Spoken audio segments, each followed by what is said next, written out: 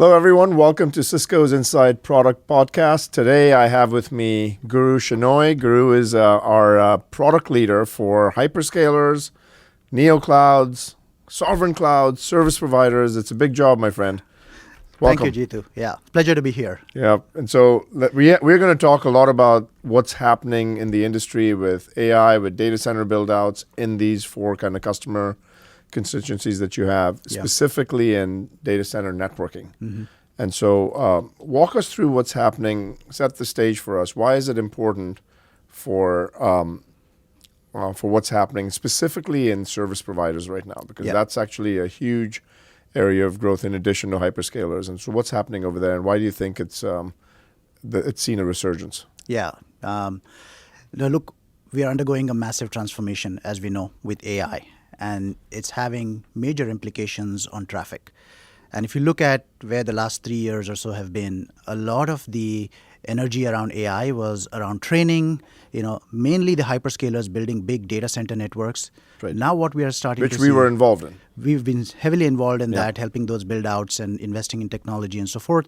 But now we are starting to see sort of the consumption of AI, if you will, right? Inferencing, the agentic economy arising. And so enterprises, consumers are all starting to use AI. And so all of that AI is now starting to get delivered. Most of it is over telco networks, service provider networks. And so we are starting to see massive shifts in traffic, not just volume, but changes in the patterns of traffic. And so service providers, they both have they have a huge opportunity here because they are in the middle of this. They're the backbone of the AI ecosystem, as we like to say. And so delivering intelligent fabrics to serve these new AI workloads, participating more actively, offering potentially things like inferencing cloud. So there's huge opportunities for service providers, and that's what's causing a resurgence because, post 5G, this is the next big transformation, and this is a durable one that we see. So there's a lot of energy amongst the service provider community. You don't believe this is a bubble which is going to go away at some point? Because absolutely not. I'm 100% convinced that this is a durable trend because we are seeing value. We are seeing products and services that are actually adding a lot of value. That was hard to see in the 5G era. 5G was all about, hey, we need better latency, but no applications ever arose to fulfill that need, if you will. Yeah. But here it's a different ballgame altogether. The demand had to follow the supply on that one, was over here the demand is almost instantly serviced as a result of the supply, and we are in a supply-constrained world right now. Big time, yeah. We are not able to keep up just in terms of the infrastructure that needs to be built out to deliver all of these new capabilities that the agentic world is demanding. Okay, so I want to talk about each one of these four markets real quickly, but let's start with the strategic shift. You said is, hey, the amount of volume of traffic is going up exponentially. Give us some stats on the volumes of traffic that are going up. Yeah, so this is it's interesting because very recently, just a month ago, we published our AI impact on the WAN report. Right, and it's the first of its kind. What we actually did is we didn't just look at third-party sources and so forth, but we actually ran measurements with sensors in some of our service provider customers to identify what does AI traffic look like on the internet today, right? How is it growing? What is the nature of traffic distribution and patterns? And this is a public report that we've shared, and there's some really interesting stats. First of all, we're starting from a very low base because inferencing is only now starting to take off. But the growth rate is phenomenal. We are seeing 10x year-over-year inferencing growth rates. And obviously, at some point, it's going to kind of slow down a little bit, but it's going to go on for quite a while. I don't think it slows down because you've got about 0.1% of the world that's using agents right now. Yes, for sure. So you're only going to see that compound over time. It's not going to slow down. You're right about that. Yeah. The slowdown will happen many years. And by that time, it's going to be a significant portion of the overall traffic. And we haven't even started seeing AI in a lot of video yet. Right. Once that happens, we're going to see even more. But we are seeing this incredible growth rate in inferencing traffic, 10x year over year. Moreover, we characterized how does this traffic behave, right? Because now we have agents that are actually driving. And it's things like people using codecs or Claude Code and all of these capabilities, right? That's one of the big contributors to the AI traffic. And we found that agents actually generate 450% as much traffic as humans do when they perform web transactions.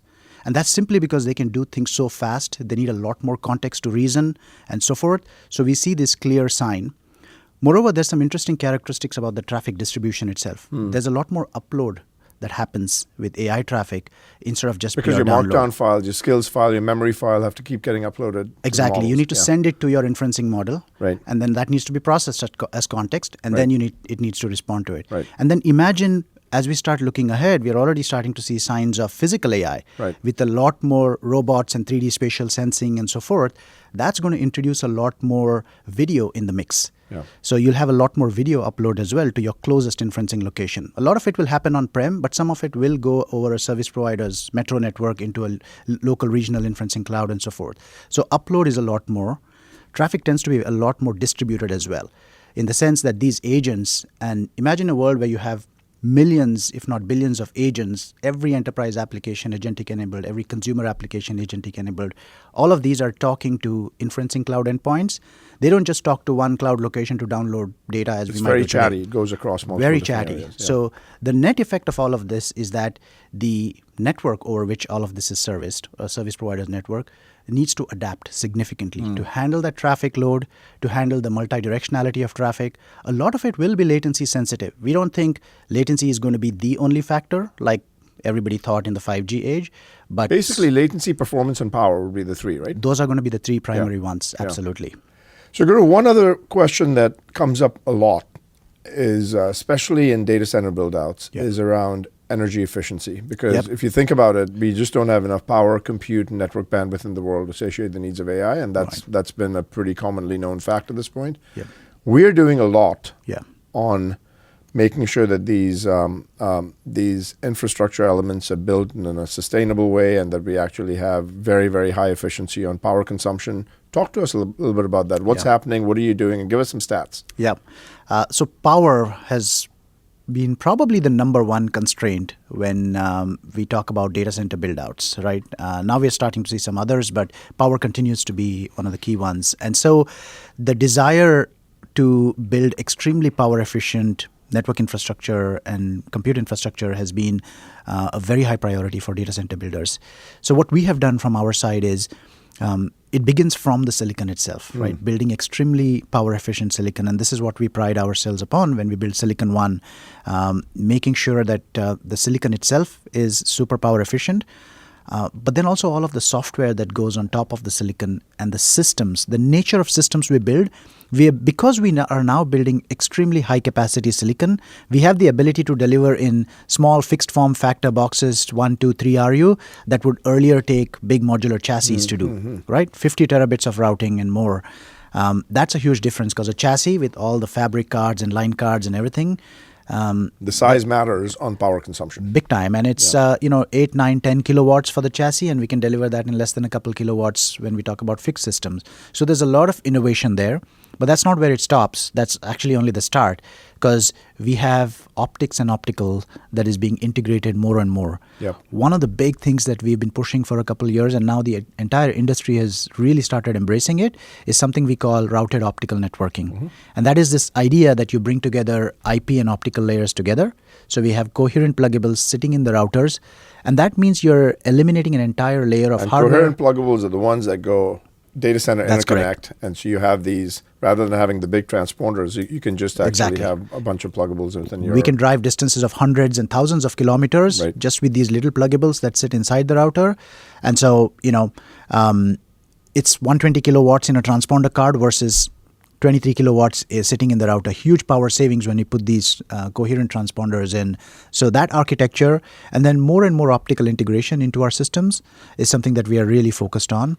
And then additional things. Now we have already started building liquid-cooled systems, right? Highly efficient liquid-cooled systems in our 50T generation, 100T generation, and so forth.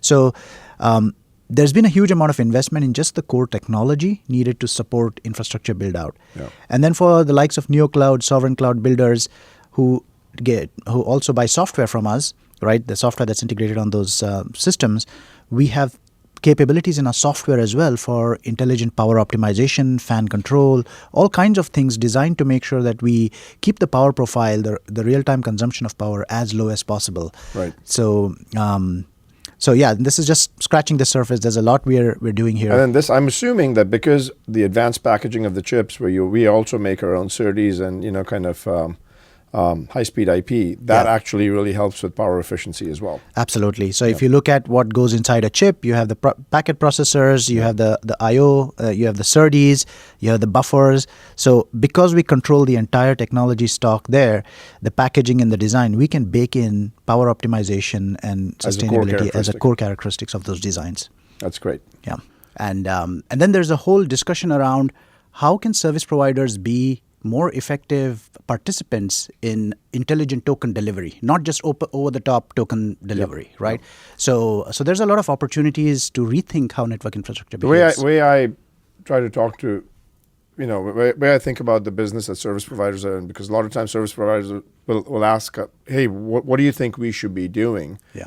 I think you have to be in the path of token generation. Absolutely. And if you're just in the consumption point of token generation, it's marginally interesting. But if you're in the path of token generation, by the way, the amount of kind of infrastructure that they had laid out with 5G is actually, this might be the mechanism for them to go out and monetize all of that they haven't been able to fully. A lot of the infrastructure, that's a very good point actually, because both great points. One, how can they be in the middle of token generation and intelligent token delivery and not just be providers of over-the-top tokens, but also the infrastructure to deliver all of this by definition is very distributed. Right. Because unlike training clouds, which are a few hyperscalers, big data centers, gigawatts, the inferencing ecosystem is all kilowatts and megawatts of capacity from a power perspective. And telcos have already built a very rich set of distributed locations, points of presence or POPs as they call them, where they have just the right amount of space, power, 20 megawatts is plenty, and the fiber to deliver all of this. So you're right that they can actually realize a lot of the CapEx that has already been spent can actually be monetized. Can actually be monetized now. Okay, so now let's talk about Cisco and what Cisco can do to help. And let's talk about each one of the class of customers. Let's start with hyperscalers because they're the most sophisticated on the kind of things that they're doing at scale. And then we'll go hyperscalers, NeoClouds, sovereign clouds, and then service providers. So let's start with hyperscalers. Tell me why hyperscalers are coming to us. Tell me why we've actually gone from what was virtually for AI workloads almost zero in orders taken 3 years ago to we thought we were going to do 1 billion last year. We ended up doing 2.3. Yes. We thought we were going to double that this year at 5. We're going to end up doing close to 9. Why that level of surge and what is happening over there and why is Cisco uniquely differentiated? A lot of credit to our engineering teams, to our sales teams, just a whole cross-functional set of teams for having pulled that off. But if you think about what hyperscalers are looking for, they build, first of all, technology is paramount. Making sure that you have innovative technology, leading technology. For example, they're looking for 50 terabits, 100 terabit switches, beyond. Advanced optical One thing I've capabilities. actually told people is you should expect over the course of the next few years, we should have a 1 petabit switch with 1 trillion transistors. It's not unrealistic. Is it crazy? It's not unrealistic at all because we are already in the 100T era. As you can imagine, we are working with our customers 2 or 3 generations beyond.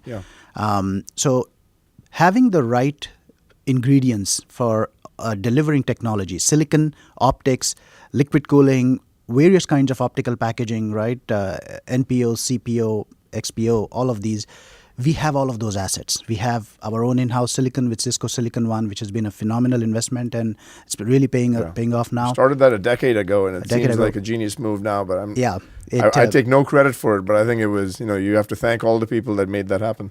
2 of the things that have worked out really well for us, Silicon One and then our Acacia acquisition gives us the capability to bring coherent optics technologies, not just pluggables, but a lot of those technologies are now coming together. Silicon and optics are coming together. So technology is a big piece of it. We have that. We are also able to build the kinds of systems that hyperscalers want, right? Because a lot of them want very bespoke systems. They co-design with you. So you need to have those skill sets and those abilities. We have that. So we are able to deliver that to them, right? They look for diversity of supply chain, of technology. We have that. Silicon One and our optics is something we build. We own the entire supply chain right down to, buying wafers from TSMC. So that is an advantage. We also engage very flexibly. We're not just building ASICs. We have a full customer-owned tooling and customer-owned toolkit for, that goes direct to TSMC. So the hops to TSMC matter. And that has huge value. And then, of course, we engage with them on a variety of different business models. They buy chips from us, they buy systems from us. We give them software support for what they want, right? Some of them put Sonic, others put FBOSS. So we are able to engage with them in a variety of different ways. And so the combination of technology, the ability to engage the way they want us to engage, co-designing, the supply chain, right, not to be underestimated, the value of our supply chain, all of these factors together and scale really matters on that dimension. It is absolutely paramount because the order at which they consume systems is it's not something you need a really deep supply chain capability to be able to do that, and Cisco has that. So all of these have been very useful. Okay, so what you're saying basically is one of the big advantages is you've got a technology stack that is a fully vertically integrated platform that's a co-designed full stack. Yeah. Everything from silicon and optics to systems hardware, systems software, and then on and on above that. That's a huge differentiator. Yeah. What else? Engagement models, the ability to engage in a variety of different ways. Yeah. All right. Responsiveness, speed of operation is extremely important. We have seen technology cycles compress. A decade ago, we would release new silicon every 4 years, not just us, the entire industry.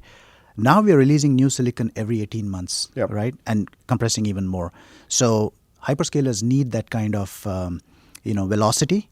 And then also looking forward, right, there are all these technology investments. It's a huge amount of investment, as you're well aware, Jeetu, we need to make in these spaces.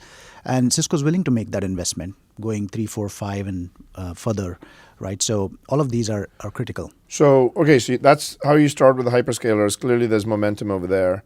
Let's go to NeoClouds and Sovereign Clouds. Yeah. Why should they think about Cisco, and what are they going to get from us that they don't get from elsewhere? Yeah. And by the way, silicon diversity is a big reason as well, because you don't want to get locked into just one provider. So you need to make sure that you have multitude of providers. That is absolutely true. Yeah. And there's only a handful of people that make silicon for the networking silicon side. That's right. Yeah. And so, and Cisco, obviously now we've proven this, right? Having been in the most demanding hyperscaler environment. So we definitely have, I believe, earned our credibility that we can deliver these.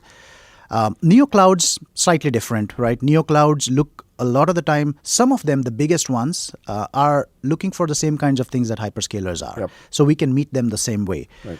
But others... And these tend to be co-design projects where it's almost semi-custom work that needs to get done. We get because engaged. Everyone has a different architecture, different roles that they need to go out and fulfill, so on and so forth. Absolutely. And so we need to get engaged much earlier in the cycle with them, even as they are conceptualizing design. So we do that. And so it's with a few of these big ones, Frontier Labs and so forth, it's the very same kind of engagement model. But a large majority of the NeoClouds actually are looking for fully integrated solutions. They want the silicon systems, software even for us. They may not necessarily go with open source options. So they need a fully integrated stack, because for them, being able to monetize those GPUs they're buying ASAP is most critical. So they want the networking that just works, management for all of that. So we have the ability to do that. So with our Nexus portfolio, for example, we bring in the complete stack, including our Nexus dashboard, which is now being integrated as part of Cisco Cloud Control. And what's more, we also have partnered with the likes of NVIDIA, so we can make sure our networking technology and our switches and our fabric works really well with NVIDIA GPUs, right? With their NICs and so forth. And Spectrum X. We have Spectrum X support as well. For those who want that variety, we support both. So it's the key value they get from Cisco there is the ability to move from concept to implementation very, very fast, because we bring in the whole stack. And by the way, we connect these to our service provider portfolio as well, because if they're building WANs and data center interconnect as well, right? And that's a key topic we should talk about, because some of the technologies we are building, especially in data center interconnect and scale across use cases, we are uniquely ahead. Let's talk about all those three, because there's scale up, scale out, scale across. On the scale up side, it's largely within the rack, and you have to make sure that you connect the GPUs within the rack. Right. Scale out is when you do row level connectivity of multiple racks within a row. That's right. And we have special chips for that. So talk to us a little bit about how hyperscalers, NeoClouds, and Sovereign Clouds are thinking about that. Yeah. So, the simplest way to think about it is, first, all these AI cloud providers and NeoClouds and hyperscalers, they try to maximize throughput inside of a rack that scale up. But you run out of capacity very fast because you can have 72, maybe more in the future, but not hundreds and thousands of GPUs inside a scale-up environment. So you need to interconnect them, and that's the scale-out that you refer to, right? We have switches typically connected in leaf spine configuration, so within a data center typically. And so Cisco has our G series silicon, and we build high performance switches, 50 tera, 100 tera, more, with the right optical interconnects and so forth for that scale out environment. But what's becoming interesting is, in some cases now, even the confines of a data center are too small to accommodate some of the large training workloads. So you need to actually connect data centers, often spread hundreds of kilometers across, and run workloads across these two data centers. And so you need... we've built a separate chip for that. We built a separate chip. P-series chip. And it's the P-series chip. And there's a reason why we built a separate chip. It's the same architecture. It's still Silicon One. But the P-series also has deep buffers. And that's critical because once you start going over long distances, there is higher possibility of jitter. There is sometimes you cannot control the traffic. If it's pure back-end traffic, maybe you can control it a little better. But if it's front-end traffic, you cannot control because there's multiple flows. There's a lot more variability. So the impact of dropping a packet is very, very high. And so you have to restart a training run. We have to completely restart the training run. So it's very high. So shallow buffer switches don't actually work very well. In some very highly tailored applications, they do, granted. But in a lot of the applications where you need to go across, you need deep buffers. You need the ability to temporarily hold packets while the jitter clears and so forth. So you can guarantee a much higher overall throughput for your run, whether it's training or inferencing. Okay, so you've now covered Neos and hyperscalers. Sovereign clouds is just a variant of NeoClouds, just with a nationalist agenda as well, because they need to make sure that they're optimized for the nation that they're in. That's correct. And so you think about companies like Humane, you think about companies like Jeep42. Those happen to be, great partners of ours. Right. Walk us through now on the service provider side. What has changed in the way that our technology is not just perceived but implemented within service providers? And what are the major things that, if you were to tell service providers, here's what you should know about Cisco, this is what it would be, what would that be? Very good question. So we, 2 years plus ago, when we had the ChatGPT moment, we began thinking really hard about how do we make sure we build AI-ready infrastructure for a service provider? What does that mean? And so what that has resulted in is an entirely new portfolio that we've built from the ground up, Cisco Silicon One based, but we have a new line of chips just for our service providers. These chips have embedded capabilities, telemetry, sensors, etc., specifically designed to identify AI traffic, characterize it, and so forth. So what this has allowed us to do is, and it's not just the chips, we've built the right systems on top of it, the management, and so forth. But what this allows us to do in terms of outcomes is three things, right? First, for service providers, they can now actually make what I would say intelligent AI fabrics, not just pipes and networks that connect endpoints, right? So they can get visibility into the AI traffic that's flowing through the network. They can make decisions on that AI traffic. They can slice AI versus non-AI, create different kinds of low latency, high performance slices that they can monetize by selling to enterprises that are sensitive to those kinds of traffic patterns and so forth. So they can actually take a lot more intelligent decisions based on the AI traffic that's flowing through the network, right? To your point, be part of the token generation and not just carry it over the top. Right. We've also done some interesting things. For example, if service providers now, if you imagine a world where you'll have these millions of agents, these agents need to talk to inferencing clouds. Right. Someone needs to tell these agents which inferencing cloud to go to. So you need some kind of intelligent routing technology on that front. Exactly. So if you think about, the closest proxy I can think about is DNS, right? Domain name servers, where when humans type a name, it gets translated to an IP address. Right. Someone's determining where that should go to. Right. These billions of agents will need similar kinds of capabilities because you need to be able to provide cheap tokens, high-performance tokens, complex reasoning tokens, and so forth. You need to know which model to go to, which is going to be the most fit model for the prompt that you've actually posted. Exactly. So you need a proxy function, and service providers can provide that. So we are bringing in capabilities like that allow them to be very much part of that intelligent token delivery. So that's one of the things, and there's a lot more we're doing there, but just to give you that example. Then the other thing that service providers can do is actually leverage that infrastructure you talked about where they built things out during the 5G era. Right. They can actually repurpose a lot of those physical assets, power, fiber, to actually host inferencing clouds because they have the natural advantages already. In fact, if you look at so many NeoClouds, that's exactly the market they're trying to get into. Set up these data centers so they can provide inferencing. Well, service providers already have natural advantages that they can capitalize on. So we've built an entire stack. So our Nexus-based secure AI factory, everything we talked about earlier, right, with the right management inside the data center, connected to the AI fabric, we have that full end-to-end solution. It's a value they get from Cisco that they would otherwise have to, engage multiple parties to plumb together. So what would the service provider have as an objection on why not to work with Cisco? Honestly, I can't think of any at this point in time, Jeetu, because I think if you look back 5 years ago, 4 years ago even, we didn't have the right technology blocks. Now we have the silicon, we have the systems, we have the complete stack. 4 years ago? So, I think our existing platforms were getting to be legacy. We didn't have the latest, but now we fixed that. We have Edge, Access, Core, an entirely new portfolio. It's getting to be very feature-rich. We have an agentic ops suite, which is a very important component of all of this that's getting integrated into Cisco Cloud Control. Cisco Cloud Control is the unified management plane, for those that don't know. Right. That can actually have every single technology we have is now going to be accessible through that. So you can do multi-domain management, you can bring in security and troubleshooting, observability, all part of a unified ecosystem.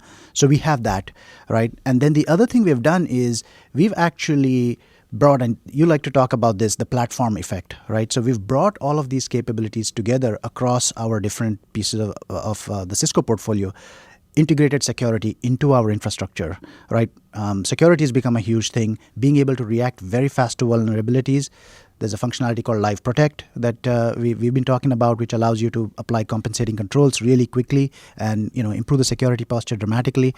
Things like that we have introduced into the infrastructure, and we have reference architectures now that can connect our enterprise solutions, SD-WAN and others, to our service provider intelligent AI-ready networking into our data centers. So our customers can get the full stack end-to-end from Cisco. Again, it's something that is very hard to plumb if you are doing it piecemeal, right? Yeah. So these are the kinds of things that we have today that we didn't have just 2 years ago. So what questions do you think am I not asking that should be getting asked so that the world actually has a view that's congruent with the level of innovation that you folks have done?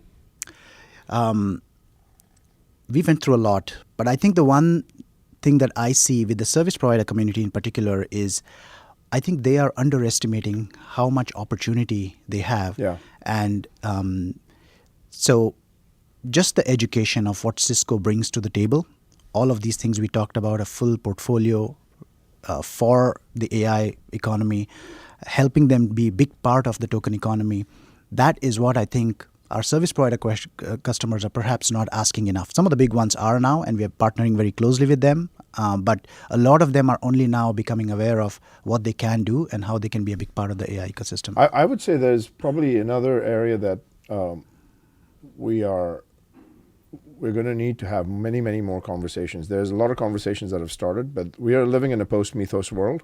Yeah. I think there's a lot of aged assets in service providers. Yes. End of life, end of support. These can cause a fair amount of risk, and we need to make sure that we're actually working and partnering with our service providers to make sure that it's not financially prohibitive, but not also something that poses risk at a national level because there's dated, aged infrastructure that's not actually that's being spread out for a few more years. So. That has become a huge topic now with Mythos being released. I just came back from our New York service provider customer advisory board where we had 30 of our customers, right? Tier 1 telcos, regional telcos, enterprises, education networks, pretty diverse group. This was one of the key topics on how do we make sure that we can actually start start moving faster in terms of plugging security gaps in our network, but also figuring out how we deal with legacy infrastructure, because that is one of the biggest access points for the bad guys. So, and we have a bunch of solutions there that we are working through. Well, Guru, thank you for everything that you're doing, my friend. And I have to say that the progress that's been made just in the past 2 years since you and I have started working closely together, I've been blown away. And we're lucky to have you. And I can't even wait to see what the next 5 to 10 years hold. So, thank you, Jeetu. I echo that sentiment. Thanks for all the support. Thanks. Yeah.